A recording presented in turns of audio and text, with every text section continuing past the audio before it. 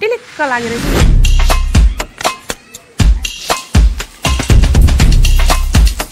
चाहिएमा के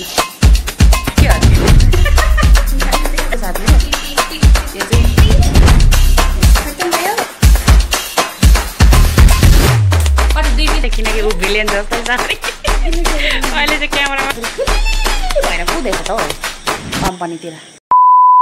good afternoon साथीहरू, वेलकम ब्याक टु मानुस राइनी न्यू ब्लग साथीहरू। म चाहिँ आज चाहिँ फेरि अर्को ब्लग लिएर आइसकेको छु। यस्तो जाडो भइरहेछ नि के भन्नु र, अब भनि नसक्ने जाडो छ कि साथीहरू। पानी परेको छ एक हप्तादेखि। हेर्नुहोस् न ब्याकग्राउन्डमा देख्नुभयो नि कस्तो पानी परिरहेको छ। अनि म चाहिँ अब दाल ताउँदैछु कि सबैले अब खानासाना दिनु पर्यो भनेर फेरि अन्त नभए फेरि चिसो खानाहरू दिँदैन पनि। यहाँ एउटा फ्री फायर मास्टर गेमै खेलिरहेको रहेछ, अर्को भाइ सुतिरहेको रहेछ लगाना खाना आइदिए। अनि यति मात्रै जाडो छ नि साथीहरू के भन्नु र, पानी छुनु मन लाग्दैन कि पानी छुनु मन लाग्दैन। हामी चाहिँ बसेको छौँ फेरि आन्ध्र प्रदेश स्टेट हो यो साथीहरू। यसपालि चाहिँ अब छिटै पानी पऱ्यो कि तिहारभन्दा अगाडिदेखि नै पऱ्यो। स्टार्ट चाहिँ अब दसैँभन्दा अगाडिदेखि अलिअलि परेको थियो। तिहारमा चाहिँ यस्तो बबाल पानी परेको थियो नि साथीहरू, राम्रोसँगले तिहार मान्नु पनि पाएनौँ हामीले, त्यस्तो मुसुलधारे पानी परिरहेको थियो। अनि नभए चाहिँ यहाँनिर चाहिँ अब कहिले पानी पर्ने भने चाहिँ ठन्डा महिना कि नोभेम्बर डिसेम्बर र जनवरीतिर त यति मात्रै पानी पर्थ्यो नि त। त्यतिखेर चाहिँ म ड्युटी जान्थेँ। अब 12 घन्टा मेरो डे ड्युटी नाइट ड्युटी थियो। अनि नाइट ड्युटीमा त यस्तो जाडो हुन्थ्यो नि त साथीहरू, सुत्ने बेलामा काम गर्नु जानुपर्ने नि त त्यो टाइममा चाहिँ। अनि तर अहिले चाहिँ म ड्युटी जान्न, यो साल चाहिँ मैले अब छोडिदिएँ। अब मेरो घरको टाइम नमिल्ने भयो क्या साथीहरू। अब किनभने मेरो छोरीको 10th सुरु भयो नि त। यहाँ चाहिँ आमा कस्तो छ भने चाहिँ 12 घन्टा स्कुल लाग्छ, आधी घन्टा त अब आउनु जानु पनि लाग्छ, 13 घन्टा अब लाग्छ। त्यही भएर चाहिँ अब 12 घन्टा ड्युटी गर्दाखेरि खानापिनाको टाइमले हुँदैन। त्यही भएर चाहिँ नानीहरूलाई होइन, त्यही भएर चाहिँ बुढाले मलाई छोड्नु भनेर चाहिँ म छोड्नु लाउनु भयो। अनि पेट पनि यस्तो पोलिरहेछ, भेन आउँदै होला नि। अब आउने बेला भयो त नि। गोविन्दलाई पनि उठाऊ, गोविन्दलाई पनि उठा। अनि सब्जी ततायो भने चाहिँ एकैचोटि तात भात चाहिँ पहिला खानिदिनु पऱ्यो भनेर नि त साथीहरू। किनभने चिसो भात खाँदाखेरि त त्यो यहाँबाट जाँदा पनि चिल्लो पेटमा पस्दा त झन् चिसो बरफ जस्तो मजा हुँदैन। त्यही भएर चाहिँ मैले यहाँ दाल तताउँछु। अनि मेरो चाहिँ अब चाहिँ दाल तताउँदैछु। अनि यहाँनिर चाहिँ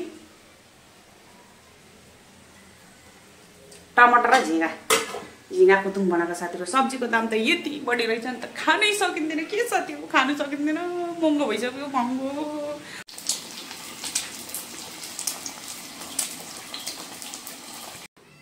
कहाँ राख्यो हिजो कहाँ राख्यो त नि डायरी फेरि ए ल यहाँ डायरी पनि लुकाउँदा हत्तु हुन्छ क्या साथीहरू। बिट्टुले डायरी लाँदै दोकानबाट बाँकी खाइदिन्छ नि त, थाहै नपाइकन। तेल पनि लिएर आइज, सनफ्लावर ओइल लिएर आइज एउटा, अन्त उयो लिएर आइज कपडा धुने साबुनले, अनि 1 लिटरको चिसोले। अरू यस्तो के छ हौ, चटपटा फटपटा खानुपर्ने यी साथीहरू। घाम त यस्तो टिलिक 1 लिटर पाएन भने हाफ लिटरले टिलिक्क लागेर रहेछ कि। ल साथीहरू, आज चाहिँ हाम्रो चाहिँ यहाँनिर खुट्टा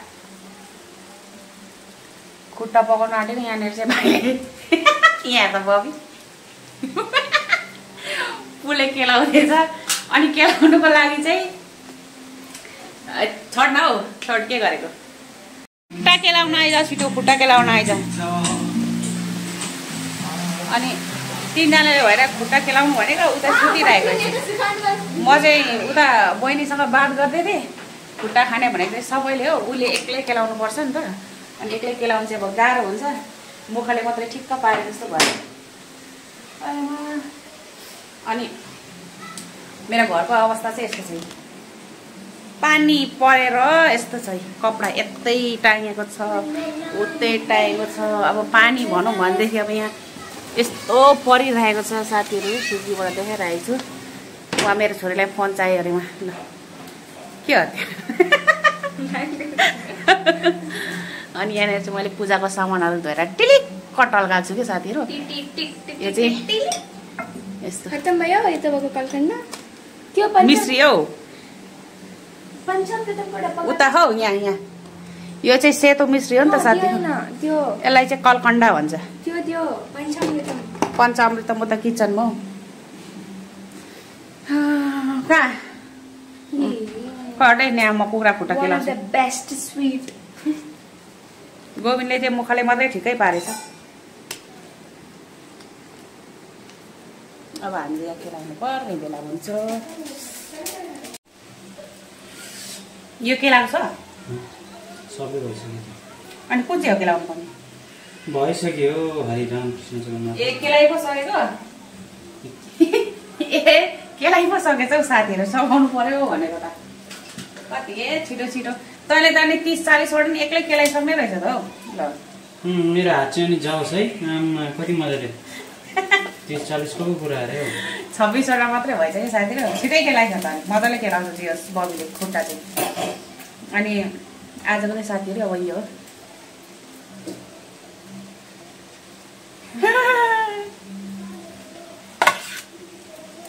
गोविन्द सुतेछ ठिक्क पारेर मुखले यहाँ खाएको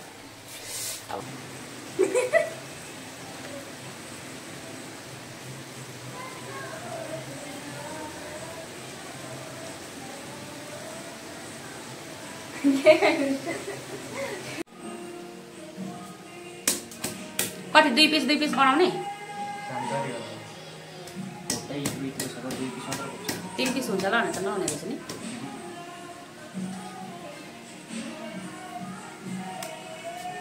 के चाहियो तँलाई चाहिँ फुटाइ चाहियो नमस्ते गर नभए 100 टाइम उठबस गर म मान्छे म रोबोट यहाँ यसलाई चाहिँ कुखुरा खुट्टा केलाउँछु भनेर ठिक्क पारेर सुतेर सुतुवा अहिले आउँदैछ अघि आउँदाखेरि क्यामेरा अन थिएन साथीहरू ल यस्तो भइरहेछ हामी चाहिँ घरमा छौँ अहिले मेरो देखाउनु यहाँनिर चाहिँ मैले टमाटर काट्दैछु साथीहरू चिसो लागेर भुइँमा बस्नु सुन्नु सकिनँ हौ फेरि म त अब यस्तो सुन्ने नि त हिजो चिसो पानी लगाएको थिएँ साथीहरू आमा बिहान त यत्रो भएको थियो अनुहार भकट तर म चाहिँ यहाँनिर काट्छु टमाटर अब मेरो यो पानी पर्दाखेरि चाहिँ मेरो ठुलो छोरीलाई कति गाह्रो हुन्छ अब गाउँले अब राति 8:30 हुन्छ 9 बज्नु घरिघरि अब उसको गाउँ गाडीमा स्कुटीमा जानुपर्छ नि त साथै पानीले भिजेर खत्तम हुन्छ कस्तो भएछ खुट्टा हात पोल्यो अरे कस्तो भयो खुट्टा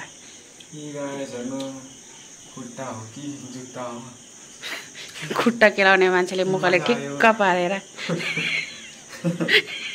ठिक्क पो पारेर त म पनि केलाउँछु भनेर केलाउनु आउँछ भनेर यसले त मेरो चाहिँ यहाँ छ गुन्डा साथीहरू उसले चाहिँ मलाई गुन्डा भनेर बोलाउनु भन्छ क्या किनकि ऊ भिलेन जस्तै छ अरे अहिले चाहिँ क्यामेरामा कहिले भने भन्दैछ कम्तर राउडीपन देखाउँदैन त हौ अहिले त बाफ्रे यो घरको म डन हो डन भन्छस् कि भन्दैनस् त अन्त त यो घरको डन हो डन भन्छ साथीहरू यहाँ झाडु लाउनु भनेको यहाँ कामचोर हेर्नु नि साथीहरू यहाँ कस्तो कामचोर छ भने नि मेरो कानी छोरी झाडु लाउनु भनेको यहाँ ओछ्यानभित्र यहाँ बसिसकेको छ सुत्नुलाई रेडी भइसक्यो जा झाडु ला न हौ अब म उतापट्टि जान्छु ल साथीहरू भाइहरू के गर्दैछ म देखाउनेछु हजुरहरूलाई यहाँ के भन्नु र सिलिन्डरमा बसी छ नि त यो लड्छ क्या साथीहरू ऊ त्यहाँबाट घोप्टो फरि लड्छ चिप्लेर अस्तिदेखिको 2 चोटि लडिसक्यो यो सिलिन्डरदेखि सिलिन्डरबाट चाहिँ लडिस् भने अन्त तेरो खत्तम छ फेरि यहाँनिर यस्तो जाडोमा पनि पानी परेर चिसो छ पङ्खा लाउनु छोड्दैन झन्डै लडिन हौ म तरिका बिट्टु सुतेछ आम्मा बिट्टु त नि क्या हो एयरफोन कहाँबाट भेटेछ सब फ्री फायर मास्टरहरू फ्री फायर खेल्नु कसलाई सिक्नु मन छ साथीहरू यहाँ कमेन्टमा भन्नुहोस् होला सिधा आन्ध्र प्रदेश तिरुपतिको टिकट काटेर चाहिँ यहाँ ओइल फ्याक्ट्री देशम नगरमा आउनु भयो चाहिँ यहाँनिर पुरा फ्री फायर मास्टरै फ्री फायर मास्टर छ यहाँ चाहिँ के भयो बिट्टु झन्डै लडेन हौ यिनीहरूले पोसा लगाएर साथीले झन्डै लडेको होइन म पानी पानी बनाएको छ कुन खाले पोसा लाग्यो सबै के को पोसा पानीसँगै लडेको पानी मात्रै हालेको के फिल्म हेरेको आमा हस्पट दिएन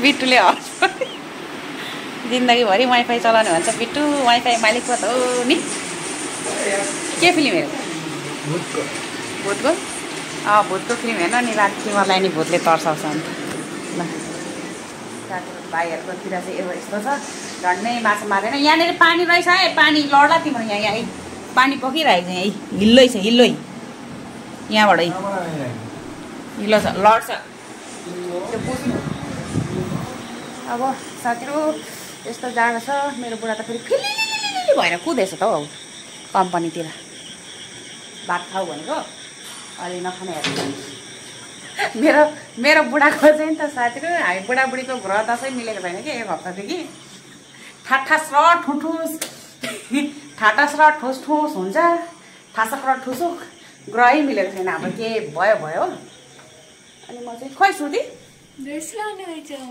चेन्ज गर्ने ल ल ल चेन्ज गरेर मैले खाना पस्काइदिएको छु ल साथीहरू अब आजको ब्लग चाहिँ म यही एन्ड गर्छु हजुरहरूलाई कस्तो लाग्यो मेरो फ्यामिली ब्लग हजुरहरूलाई मन पर्यो भने सब्सक्राइब लाइक कमेन्ट सेयर गरिदिनुहोस् ल भन्दै चाहिँ म यही ब्लग एन्ड गर्न चाहन्छु good night bye bye take care